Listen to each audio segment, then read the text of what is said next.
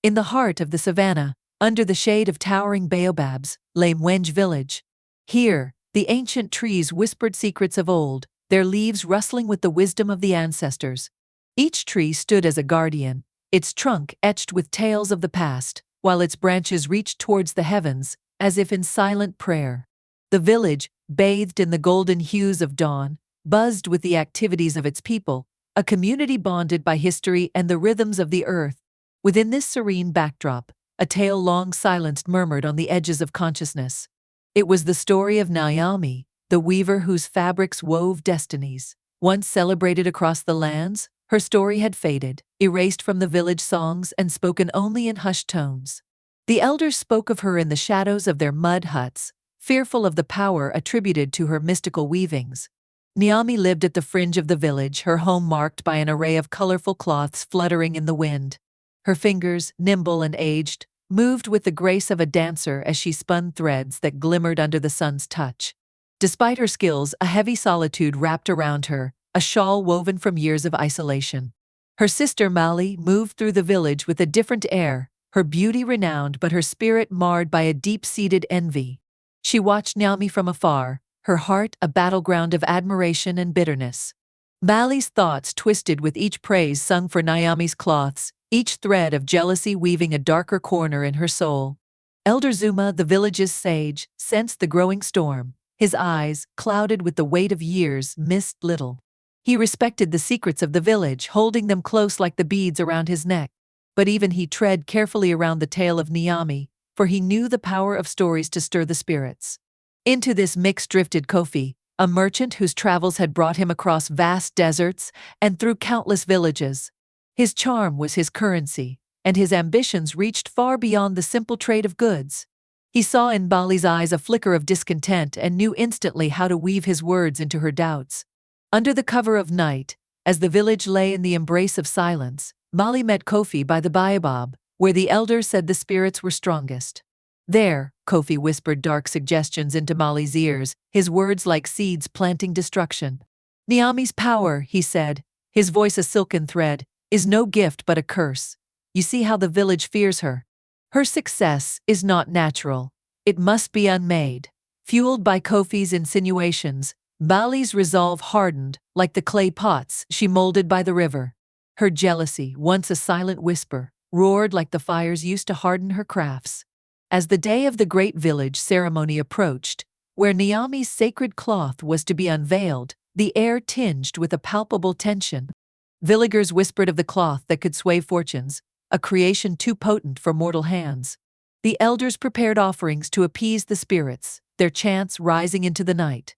Nyami, ware of the brewing storm, continued her work, her loom an extension of her very soul. Each thread she wove carried a prayer, each color a dream.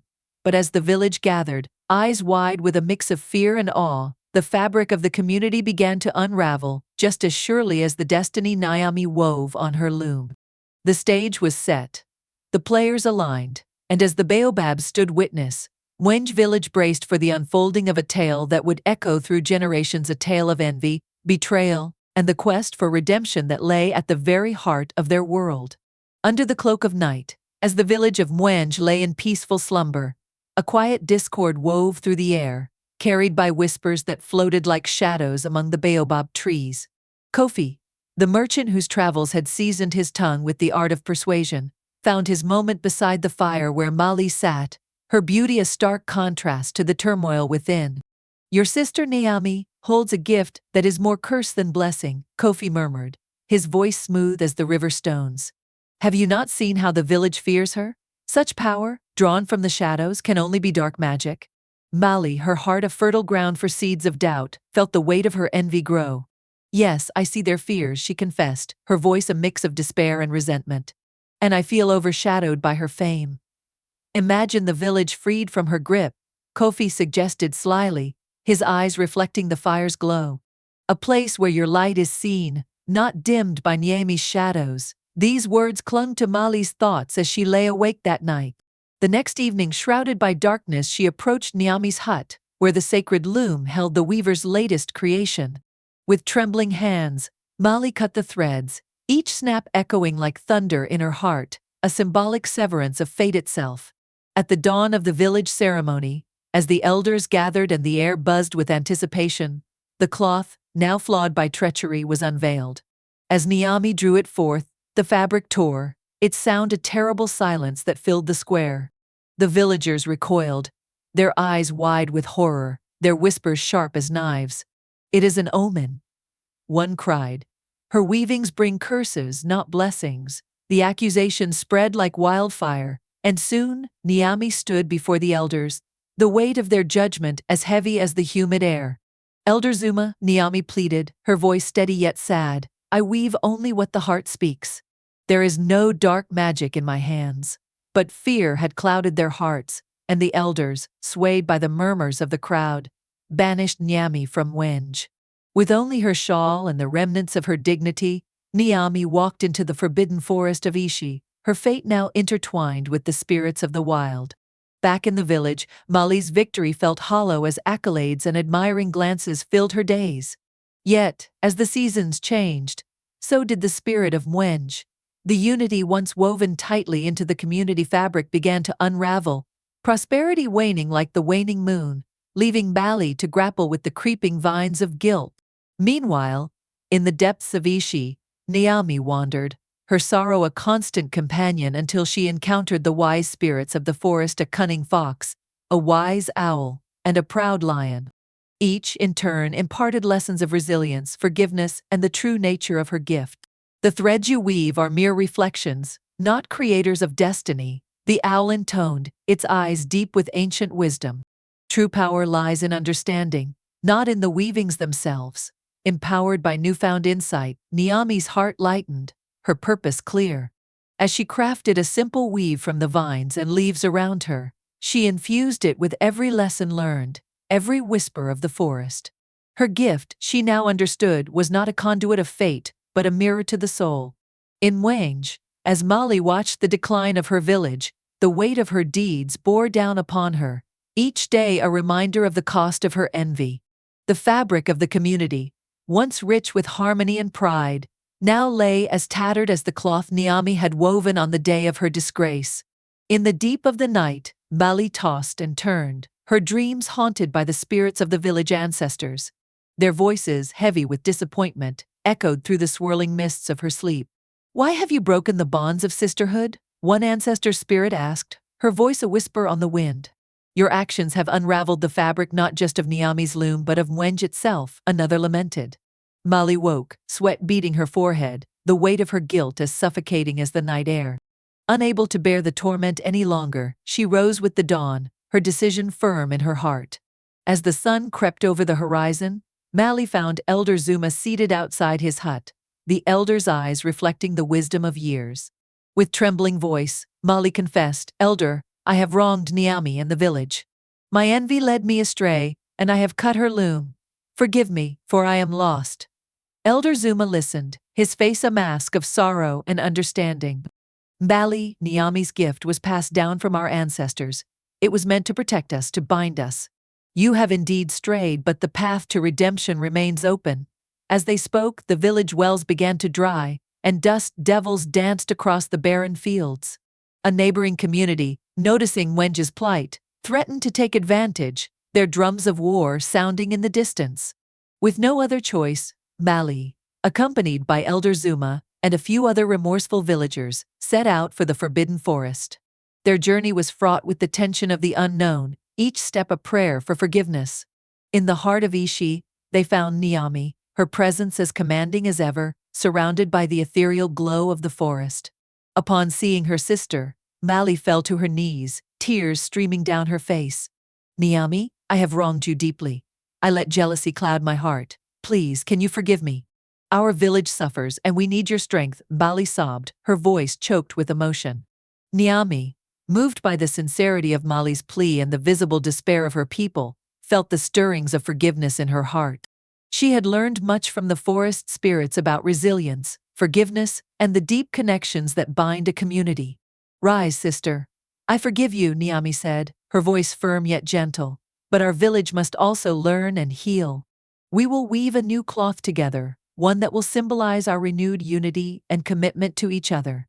Returning to Wenj, Nyami led the villagers in crafting a massive tapestry.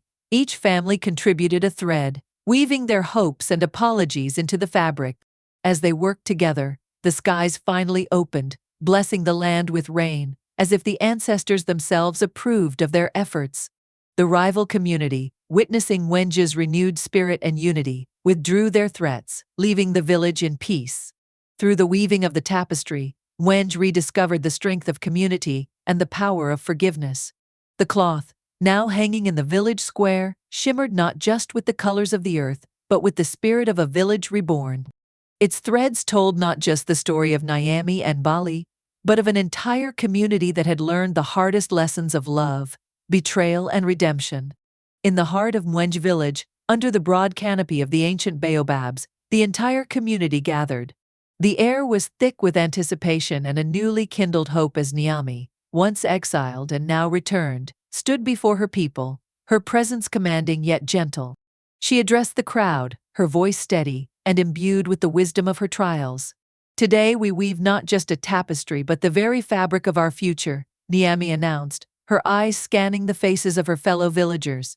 "Each family will contribute a thread to this cloth, a symbol of our unity and a testament to our resolve to mend the tears of our past." One by one, families stepped forward, each offering a thread, their colors vibrant against the backdrop of the village. Nyami guided them, her hands expertly moving along the loom, demonstrating the ancient art passed down through generations. As they wove, neighbors who had once harbored grievances shared quiet words of reconciliation, their actions weaving a stronger community bond. The weaving continued, each thread intertwining with the next, creating a rich mosaic of the village's collective spirit. Nyami's guidance turned the cloth into a mirror of their collective heartashes, joys, and hopes. The transformation was palpable, each knot representing a step towards a shared vision of peace and prosperity. As the final threads were woven into place, the skies above Mwenj darkened and a gentle rain began to fall. The villagers looked up, their faces alight with joy as the rain washed over them, cleansing the village of its long-held sorrows. It was as if the ancestors themselves had blessed their efforts, affirming their renewed unity with this life-giving water. Word of this miraculous transformation reached the rival community, who had been poised to take advantage of Mwenj's former disarray. But as they watched from afar, the sight of a united village, vibrant with the effort of their collective labor and blessed by the rains, led them to reconsider. The leaders convened and decided to retreat, recognizing the strength and resolve of a truly united community. In the renewed peace of the village square, as the rain subsided and the sun broke through the clouds, Nyami gathered the villagers once more. She stood beside the vibrant tapestry, now completed, its colors gleaming with the freshness of the rain.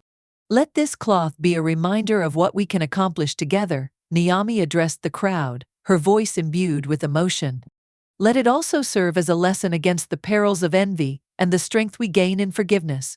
The villagers nodded, their faces reflecting the wisdom of her words. Mbali, who had once let jealousy cloud her judgment, stepped forward, her eyes meeting Nyami's. "Sister, thank you for showing us the way back to ourselves," Mbali said, her voice trembling with gratitude. "I am truly sorry, and I am grateful for your forgiveness." Nyami embraced her sister, their reconciliation a powerful symbol to all who witnessed it. As the day drew to a close, Elder Zuma approached the tapestry. He carefully took it in his hands, preparing to hang it in the village square. "This cloth will hang here, in the heart of our village, as a vibrant testament to our darkest times and our greatest triumph," Elder Zuma declared. "May it remind us always of the power of honesty, forgiveness, and collective effort." The cloth was hung, its fabric fluttering slightly in the gentle breeze, a constant reminder of the journey Mwenj village had undergone. It stood as a symbol of unity and strength, a legacy of a community that had woven itself back together through the threads of understanding and compassion.